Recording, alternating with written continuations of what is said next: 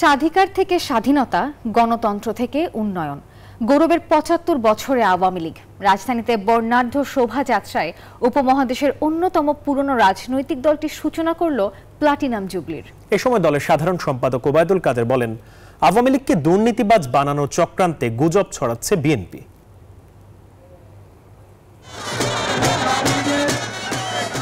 Banner, festoon, ঢাকঢোল আর নানান সাজসজ্জায় আওয়ামী লীগের ৭৫তম প্রতিষ্ঠাবার্ষিকীর platinum jubilee উপলক্ষে শুক্রবার রাজধানীতে এই শোভাযাত্রায় অংশ নেন নেতাকর্মীরা।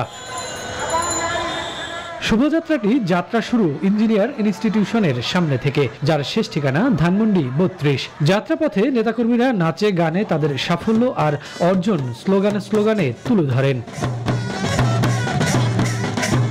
র্যালি শুরুর আগে সংক্ষিপ্ত সমাবেশে আওয়ামী লীগের কেন্দ্রীয় নেতারা বলেন, আওয়ামী লীগের সাংগঠনিক দক্ষতায় ঈর্ষান্বিত বিরোধীরা দল ভাঙার জন্য নানা চক্রান্ত করে ব্যর্থ হয়েছেন তারা।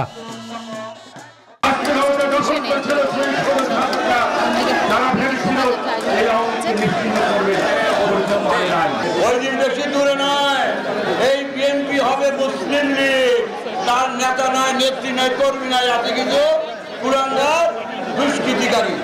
বিশ্বমানের থার্মিক্স রড, সালাম স্টিল থার্মিক্স, দেশের একমাত্র থার্মিক্স রড।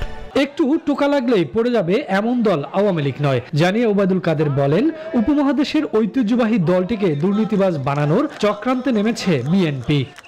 কচু পাতার উপর শিশির বিন্দু, আওয়ামী লীগ না, একটু টোকা লাগলেই পড়ে যাবে। তারা আজকে গুজব ছড়িয়ে আমাদেরকে দুর্নীতিবাজ দল বিএনপি আজকে আমাদেরকে দুর্নীতিবাজ বানাবো চক্রান্ত করছে। পরে আনুষ্ঠানিক উদ্বোধন করেন শোভাযাত্রার। এটি শাহবাগ, এলিফ্যান্ট রোড ও মিরপুর রোড হয়ে ধানমন্ডি ৩২ নম্বরে গিয়ে শেষ হয়। যে দল ৭৫ বছর ধরে এতটা সুসংগঠিত, সে দলের কর্মী হতে পারে এরা যেমন আনন্দিত, সেই দলের নেতৃত্ব দিতে পেরেও নেতাকর্মীরা দৃঢ় প্রতিজ্ঞাবদ্ধ দেশকে আরো এগিয়ে নিয়ে যাওয়ার জন্য। শফিকুজ্জামান রুবেল, নিউজ 24, ঢাকা।